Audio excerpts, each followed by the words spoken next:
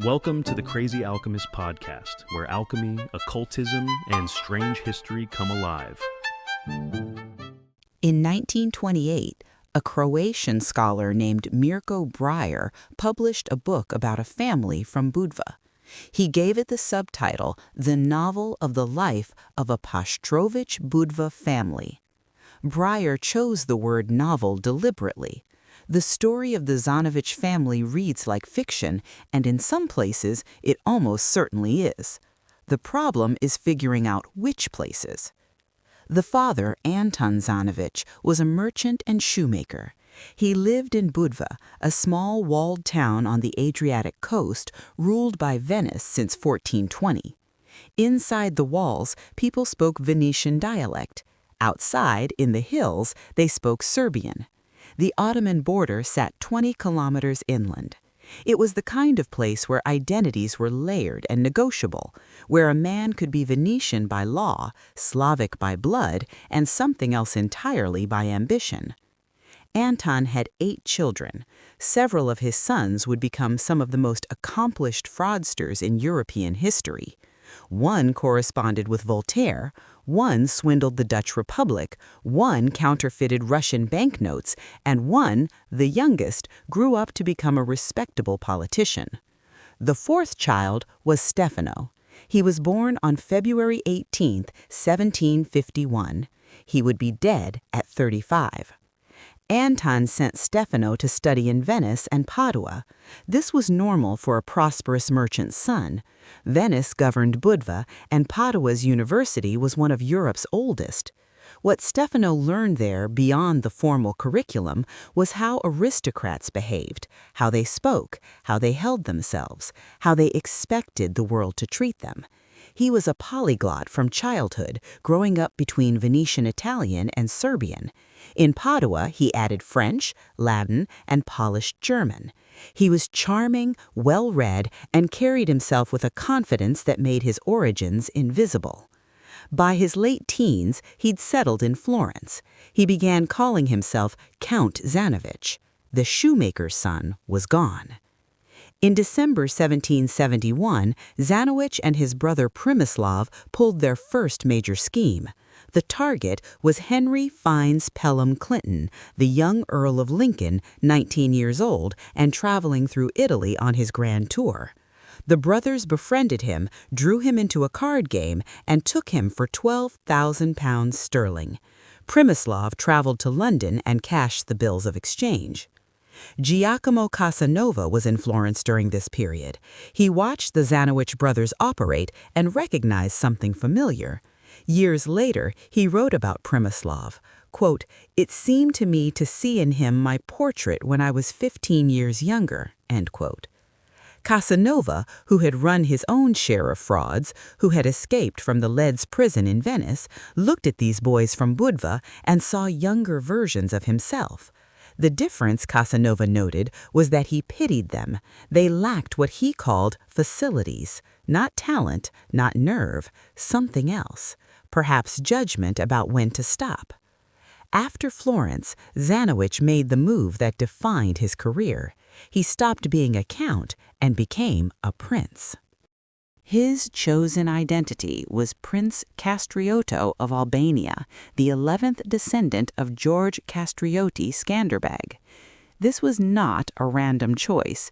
Skanderbeg was the Albanian national hero, the man who had held off the Ottoman Empire for 25 years. His family had been real European nobility. Actual Castrioti descendants still lived in southern Italy in Zannowich's time. Zannowich had no connection to them whatsoever. He was a shoemaker's son from Budva. But the beauty of the claim was that few people in Berlin, Paris, or Amsterdam could verify it.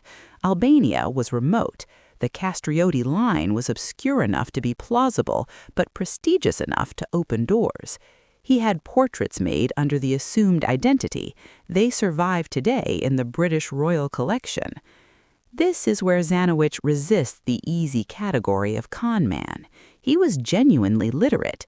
In 1773, he published philosophical essays, a poem called The Soul, and a translation of Rousseau's Pygmalion. He dedicated the volume to his father, Anton of the Pastrovich maritime clan. That dedication is telling. Even in his published work, he was constructing identity, foregrounding the clan name rather than the shoemaker's workshop. He tried twice to visit Rousseau at home. Both times Rousseau refused to see him. Zannowich then did something reckless. He published a letter mentioning that d'Alembert had praised his translation. This was a fatal mistake. Rousseau was paranoid about d'Alembert, and instead of gaining Rousseau's friendship, Zannowich ended up grouped with d'Alembert as a suspected conspirator. He had better luck with Voltaire, who actually replied to his letters. He corresponded with the composer Gluck, the poet Metastasio, and Frederick William II of Prussia. His most ambitious literary work was Turkish Letters, an epistolary novel modeled on Montesquieu's Persian letters. In one letter, he called himself the Voltaire of Dalmatia. Only a handful of copies survive. No library in France or the United States holds one. In 1772, the Zannowich brothers orchestrated their most consequential fraud. Using forged letters of recommendation, they approached the Dutch firm Chomel and Jordan. They invented fictitious trading companies, promised shiploads of wine and olive oil aboard vessels that did not exist, and secured diamonds and a large sum of money through forged bills of exchange. The ships never arrived. The companies were phantoms. The Dutch government demanded restitution from Venice. Venice refused. The Dutch threatened to seize Venetian merchant ships. French and Austrian diplomats had to intervene. For a brief period, the possibility of armed confrontation between the Venetian Republic and the Dutch Republic was real, all because of forged documents and fictional cargo ships from two brothers born in a shoemaker's house in Budva. Then came the most audacious chapter. In 1773, Montenegro lost its ruler. That ruler was himself an impostor. Stepan Mali, Stephen the Little, had arrived in Montenegro in 1766, allowed people to believe he was the murdered Tsar Peter III of Russia, and through that useful ambiguity had unified the warring Montenegrin tribes for 7 years.